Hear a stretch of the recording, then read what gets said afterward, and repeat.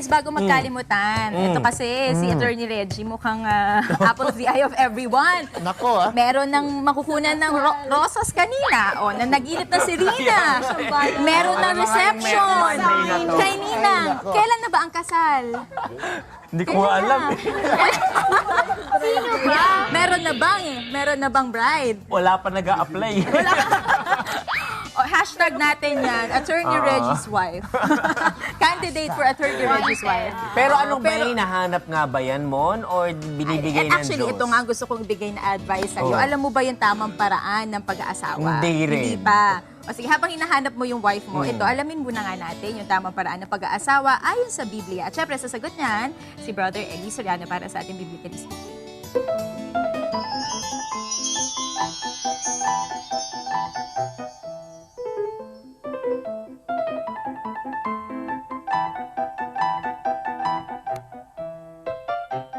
Ang tamang paraan kung mag-aasawa, ihanda mo yung sarili mo, di ba? Unang-una, you have to consider the age, yung edad.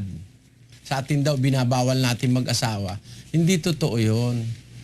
Ating pinagbabawalang mag-asawa yung wala pa sa kondisyon, kapatid na Luz. Opo. Halimbawa, 15 anyos o kaya 16, wala namang hanap buhay. Siyempre, pagbabawalan mo, magugutom lang yun eh. Magkakaanak, masusubo lang sa responsibilidad eh, hindi ba?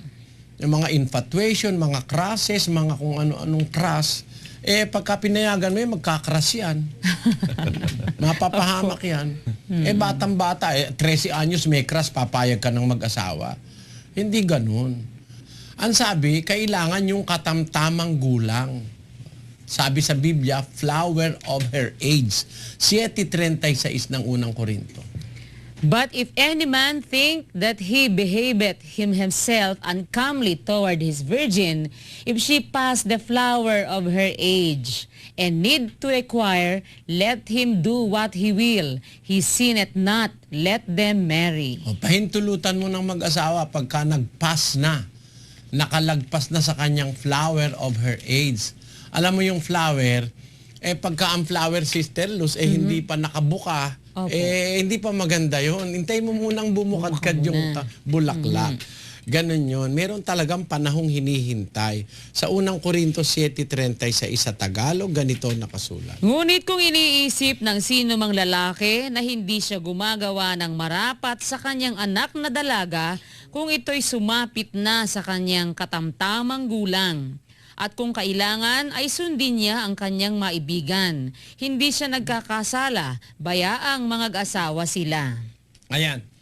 Kailan mo papabayaang mag-asawa? Pagka sumapit na, dun sa kanyang katamtamang gulang.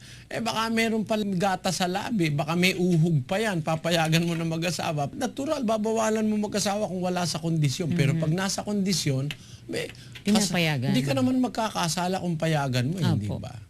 Ganun po. At saka talagang may provision naman ng pag-aasawa. Sabi ng Diyos, kung nagniningas na ang pita, mabuti na yung mag-asawa kaysa sa magwalayan. Pakinggan nyo sa 7 ng unang Korinto. Ngunit kung sila'y hindi makapagpigil, ay magsipag-asawa, sapagkat magaling ang mag-asawa kaysa mga gningas ang pita. But if they cannot contain, let them marry. For it is better to marry than to burn. You see that? Ayan, yan ang aral ng Diyos sa pag-aasawa.